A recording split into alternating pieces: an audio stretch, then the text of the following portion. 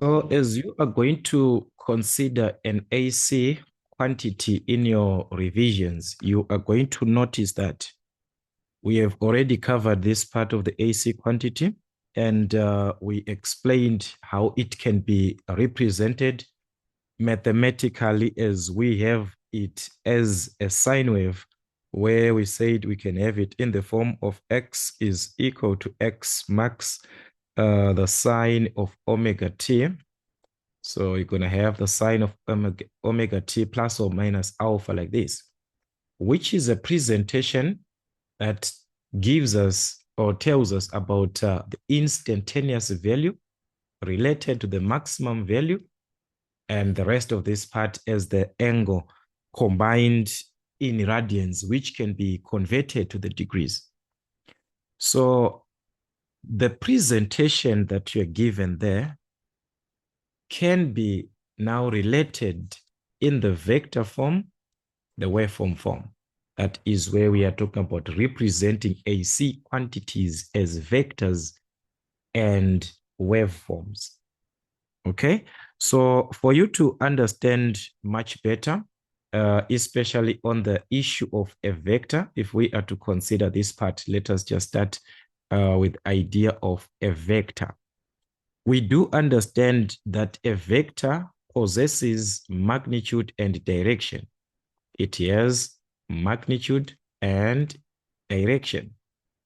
So in this consideration, it is best for you to relate back to your engineering science. All right. Remember when we dealt with forces in engineering science M3, when we were relating, all right, the x-axis or this horizontal axis as the reference axis from 0 degrees, then we can take a certain force at a certain angle from the reference axis, all right, as we do understand that when we take our angles from the reference from 0 degrees going into an anti-clockwise direction, these angles are positive. In an anti-clockwise, these angles are negative. So you can be given a certain force with its angle. You can be given a certain force here with its angle, and it is like this. It means the angle was a negative. Yes, here you write an angle, maybe 60 degrees, but it means that force was having an angle of what? Negative 60 degrees. So remember that part. The vector condition, or when we refer to the vector diagram, it is going to be of the same thing, same presentation. As we represented the force, it was the issue of a vector. So we have got the magnitude and the direction. So if we consider this, we are simply saying a vector can be represented graphically by means of what? Straight lines, as we saw. So they can be a vector. So in this case, a vector can be represented. This one, it can be represented graphically. That can be represented graphically by means of straight lines, as we saw on that issue of a force. So that is how we can have our vectors, guys, as we saw before. Vector having magnitude and also the direction. Issue of the direction. Which side are you going to?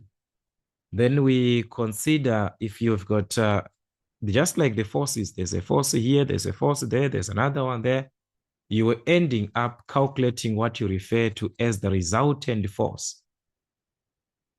So it is the same thing whether we are representing the current, voltage, we need the resultant, just like what we had before. So any part as you deal with the resultant, you can work with the components. Remember the use of what? Of components. Our science. This is our science now.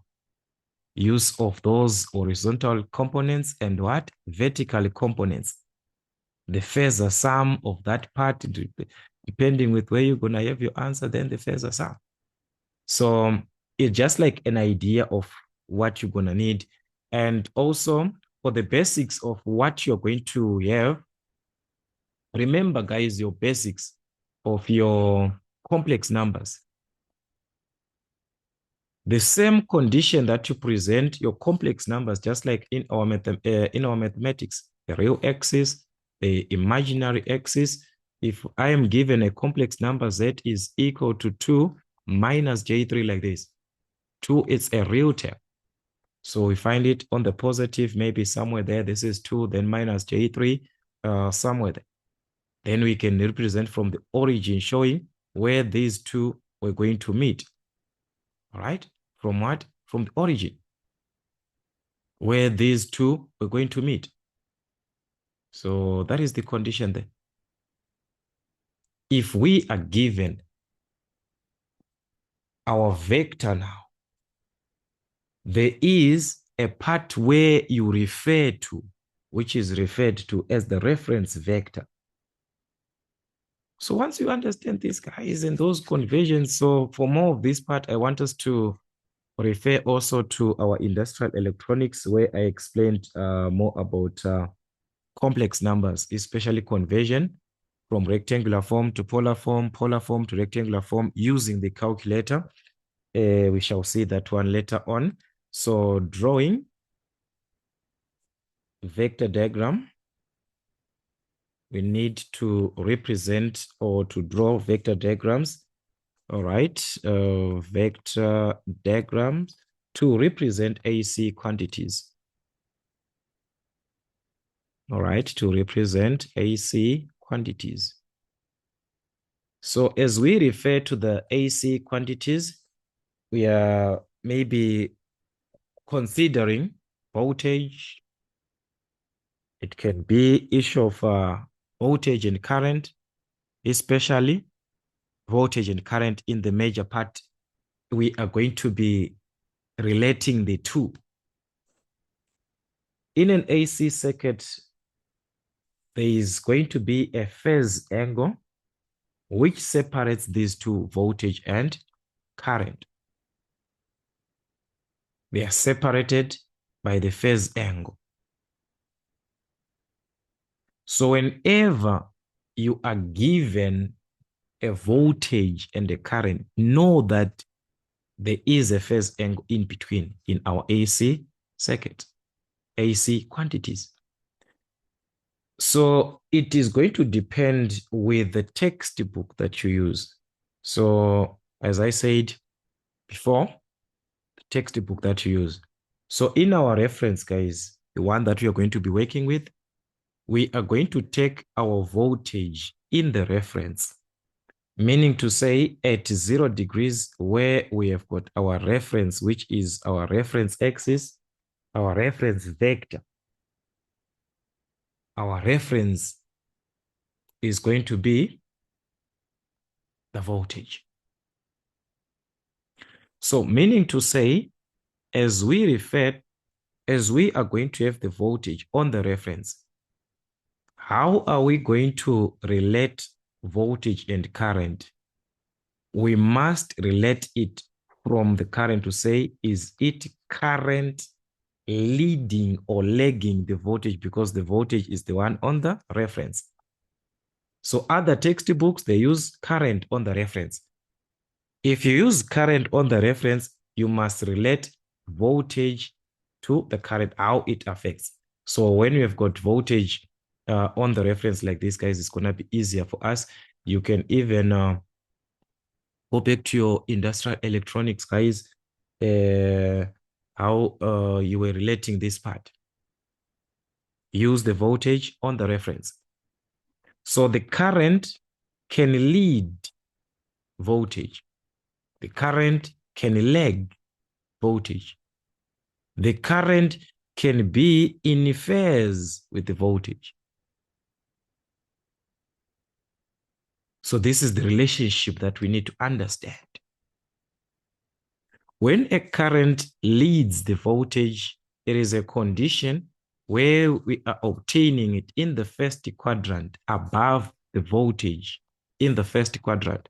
So let's say we have got a certain current, which is I1 at a certain angle, maybe it is 40 degrees. It means I1 leads V by 40 degrees.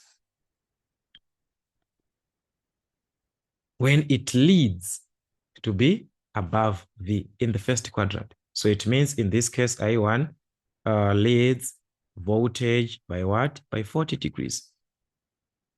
We can have a condition of lagging, which happens in the fourth quadrant. As we say, these angles, they are negative. So we're going to be having a negative angle. And also the currents, they differ. We can have in terms of the values. So the bigger the value, the longer line that you draw, the smaller the value, depending with how you are given. You do not draw these diagrams according to scale, but you just take to say, okay, this one is bigger than this, all right? So let's say this is I2, which is lagging V2 at a certain angle. Maybe it can be 30 degrees. It's in the negative region. It lags the V. It's below the voltage. So in this case, I2 lags V by what? 30 degrees. When it is in phase, it means it is in the same line as where we have got our voltage. So when we have got a current being in phase with this one, we can have something like that in phase. It can happen, all right? So maybe this is I3. So I3 and V like this. In the same line, it means they are in what? They're in phase. So I3 is in phase with what? With voltage. Understand this. Understand this. It is very, very important in your simplification. So like I said, when drawing, do not consider, guys, to say this is to scale or what. No. So this is how we can have our questions. And as we have represented our vector diagram, there can be a condition where you need to combine these vectors. How can I combine these? Maybe their currents, I1, I2, I3, I want to add them or to subtract them. How can I combine these? So it follows that when the current I1 is given like this, when we have it in this form, I1 at an angle of 40 degrees, take note, it's a positive. It can be written as I1 at an angle of 40 degrees in a polar form. I2 can be written, the current that you are given there, the magnitude that you are given, and the angle, remember, in the negative region, so that's negative 30 degrees. I3 in phase with the voltage can be written as I3 at an angle of 0 degrees. It lies in the reference. So these currents can be written in polar form like this. So meaning to say, if we want to combine them, it is easier. We are back to our complex numbers. We are back to our complex numbers, guys, when it is like that. So we can relate combinations of values or quantities of a sine wave, which is a sinusoidal, under addition and subtraction. All right, so let me just save it as a subheading here.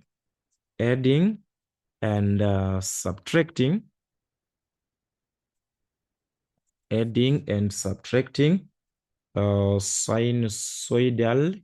So guys, it's just an easy part, this one. You just need to do as many questions after this that can help. All right. So working with any form of a sine wave, any form that can be given in terms of the phase angle, where the phase angle is given, values can be rewritten in polar form like this. So meaning to say, we are going to convert the trig form. So you convert the trig form to the polar form. Trig form into the polar form. To the what? To the polar form. So the trig form, this is the presentation. If you're given I angle of 40, maybe it was given as I is equal to, you're given a certain value there. Then this is sine omega t plus an angle of what? Of 40 degrees like this. So when you are given an angle there, you just take this current to the what? To the angle that you're given. The current to the angle. That is the polar form. So you are writing in the form of the given current to the given what? To the given angle, right? Let us just save our phase angle like this. Maybe there's another current to its what? To its phase angle.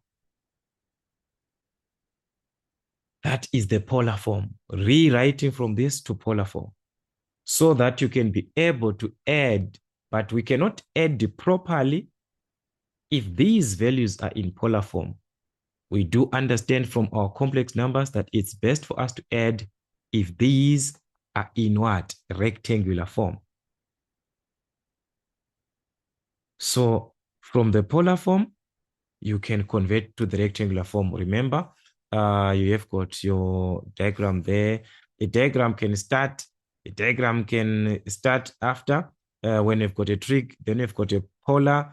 The diagram can be written after, can be written before this one, all right? So here, you can just represent on a vector diagram, represent on a vector diagram, which is the polar form that we got, or even the trig form as it is, the trigonometric form as it is. It can be represented direct on the what? On the vector diagram. All right. So this one, it is not that much. Then we want to add, remember, so we have to convert to rectangular form. So convert to rectangular form. Remember, our rectangular form is the one of the form of A plus or minus JB. It is easier for us to add in what? In rectangular form. So after converting to that rectangular form, now you can add what? Or subtract, depending with the condition of the question. You can add or subtract your values in what? In rectangular form. In that rectangular format. Then remember to convert to polar form your answers. So convert your final answer, convert your answers to what? To polar form. So we must convert our answers to polar form. If the question needs us to convert back to the trig form, then we must do that. So if required, or if it is necessary, convert back to that trig form. All right. So if required, convert back to the trig form, the trigonometric form. You must convert to that trigonometric form if it is possible when it is asked like that. But for answers, just leave your answers in what? In polar form. So like I said, conversions, guys, there's a video that I did on that conversions rectangular polar form. So make sure that you go through that one. So questions basically where we involve this addition, subtraction, it'll be a condition like maybe, let us just consider typical questions like for maybe exam purposes. They can give you a circuit, not actually, they do not even draw it. They will give you an information, but that information is relating to a certain impedance and a certain impedance as they are in parallel like this. Then they will give you the condition of the current.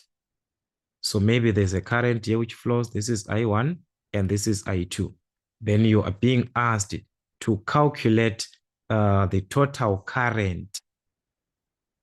This is an AC that we are dealing with. You want to find the total current. We do understand that in parallel, the current is different. Let's say we do not have this impedance, we do not have this. We are just given the currents, only currents.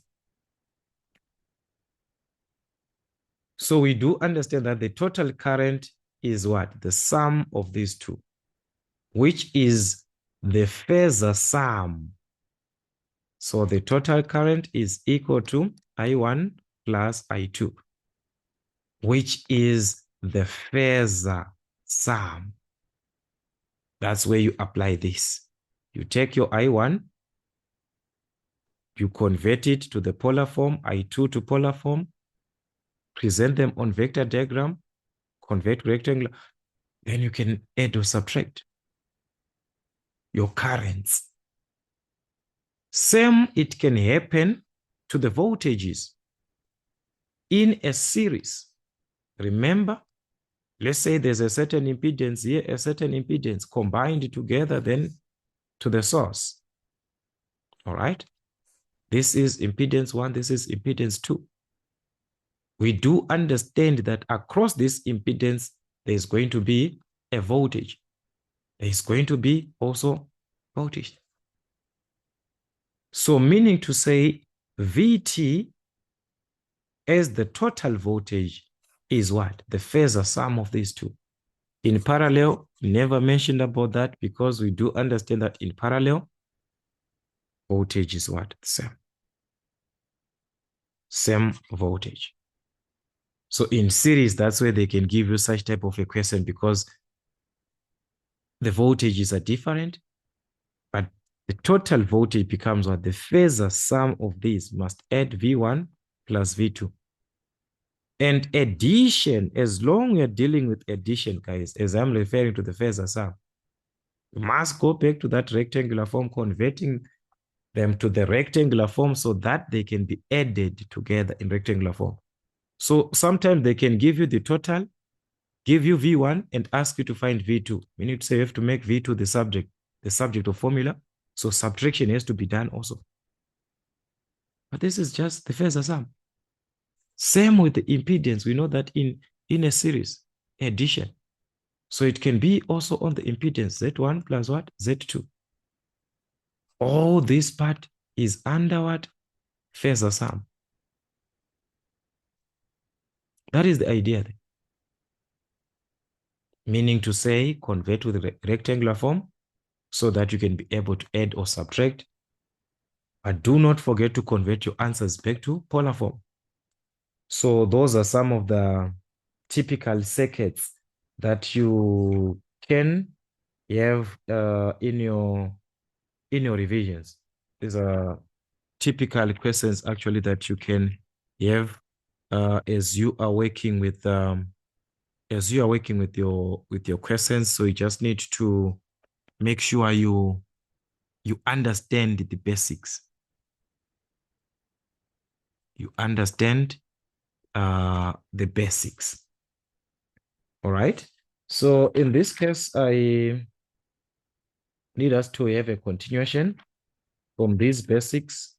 We also need to understand the involvement of these circuits. Okay, I think that will be the best part. Involvement of these circuits. Let us do that one on our next class. So on representing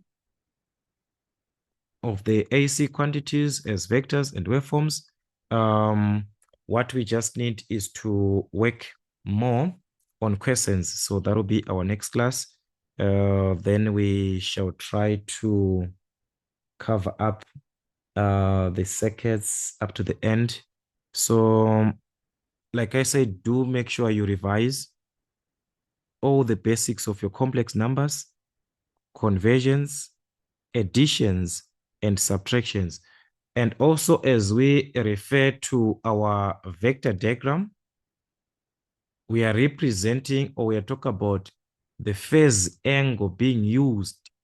So meaning to say, we are simply referring to the phasor diagram. All right, that's a phasor diagram. So sometimes when you are given a condition, they can ask you